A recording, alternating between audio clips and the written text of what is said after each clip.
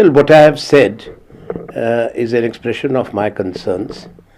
Not only that I am firmly committed to the Congress ideology, which is inclusive, which is democratic and which is secular, but I am also one of the historians and ideologue of the Congress party. And it has to be taken in that context. There is no politics in this.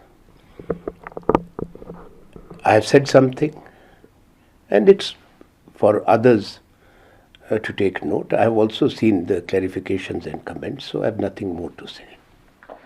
Well, that in itself is an unfortunate statement. I believe in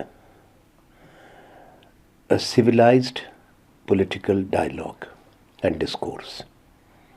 Even if there are differences or ideological issues, or any decision for that matter, those differences cannot be personal. So I have noted what Adhir Babu has said, but I can't become personal.